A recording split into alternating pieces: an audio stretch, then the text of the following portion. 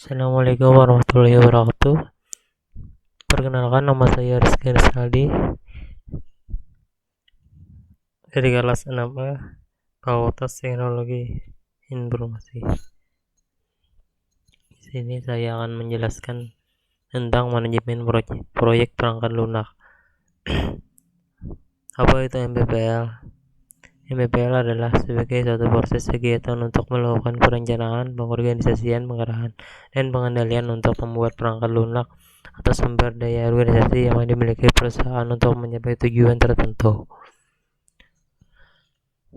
Ini ada beberapa tahapan untuk mendapatkan hasil optimal, yaitu planning, ada organisasi, evaluating, controlling, dan monitoring.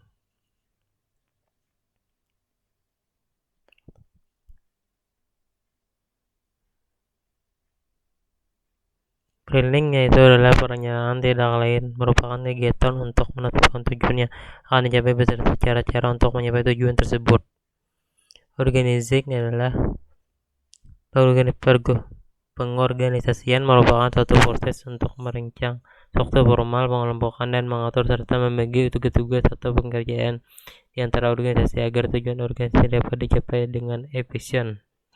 Actualing itu adalah menggerakkan melaksanakan anggota-anggota kelompok melaksanakan tugas-tugas dengan antusias dan kemauan yang baik. Controlling ini di dalam bahasa Indonesia ditafsirkan sebagai pengawasan atau pengendalian, sehingga dalam bahasa Inggris pengertian pengawasan dan pengendalian tetap dipergunakan dengan istilah controlling. Yang terakhir itu adalah monitoring. Monitoring adalah kegiatan mengamati atau meninjau kembali mempelai secara terus-menerus atau berkala dan kegiatan mengawasi, yakni dilakukan oleh pengelola proyek setiap tingkat pelaksanaan kegiatan untuk memastikan bahwa pengadaan data penggunaan input yang diperlukan berjalan sesuai rencana.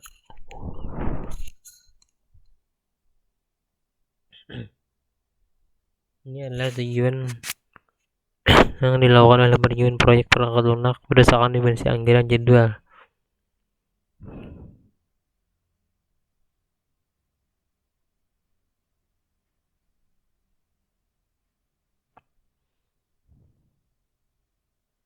Jadwal dan mutunya itu adalah proyek harus dikerjakan sesuai dengan kurun waktu dan telah ditentukan. Penjalan proyek tidak boleh melewati batas waktu yang ditentukan. Itu adalah jadwal.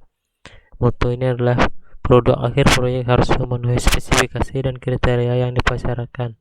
Sebagai contoh, bila hasil kegiatan proyek tersebut merupakan pabrik, maka pabrik tersebut harus memenuhi kriteria mampu beroperasi secara memuaskan dan menjaga waktu yang telah ditentukan.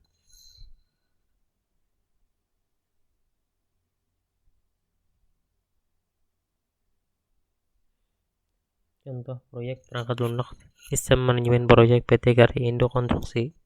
Latar belakangnya itu adalah PT Karya Indo Konstruksi merupakan salah satu perusahaan general kontraktor and supplier yang khususnya bergerak di bidang jasa, konstruksi, dan sub bidang bangunan bertingkat. Dalam menjalankan aktivitas perusahaan agar berjalan dengan lancar, tentunya harus didukung oleh dengan sistem yang mampu mendukung operasional di perusahaan. Yang keenam itu adalah metodologi untuk merealisasikan proyek perangkat lunak sistem manajemen proyek pada PT Karya Indo Konstruksi. Ini adalah langkah-langkah sebagai berikut, yaitu ada 1. Studi kelayakan.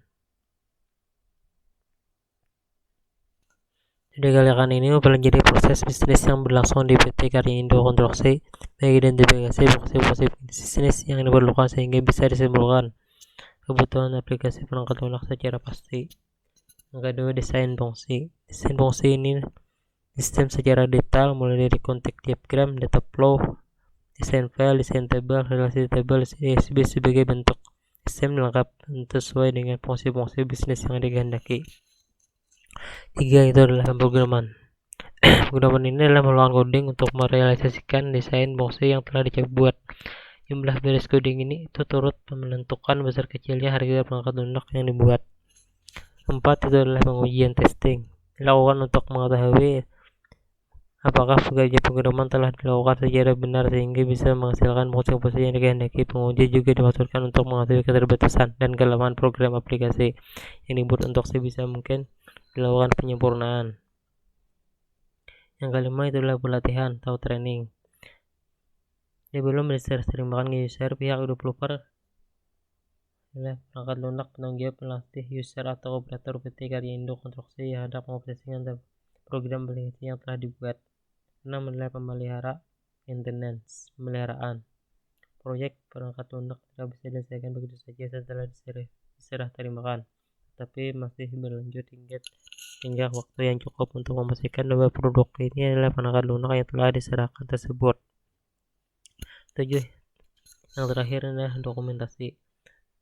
Dokumentasi ini sangat penting dalam sebuah proyek, bisa terdiri dari beberapa dokumen. Dokumen dibuat untuk melihat kemajuan proyek yang sedang dikembangkan, sebagai referensi untuk troubleshooting bisa terjadi kendala, sebagai pedoman operasional DSB. Ini adalah contoh jadwal proyek. Untuk merealisasikan pekerjaan proyek ini, perangkat lunak sistem manajemen proyek kurang lebih memerlukan waktu 3 bulan dengan pengaturan waktu berikut ini.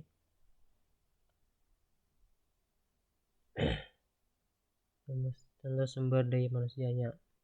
Untuk melaksanakan proyek perangkat lunak sistem manajemen proyek disiapkan SDM 4 orang dengan peran tabel di bawah ini. Dan ini adalah contohnya. Ini adalah contoh anggaran biaya implementasi sistem manajemen proyek. Sebagai berikut. 1. Studi kelayakan itu 1.300.000. Juga desainnya fungsi 1.750.000. 3 adalah pemrograman 5 juta. 4 adalah pengujinya 2 juta. 5 pelatihan 1 juta. 6 pemeliharaan 1 juta. Dokumentasi 50 halaman 500.000. Jumlah totalnya adalah 12.550 juta. Ini adalah sumber yang saya ambil.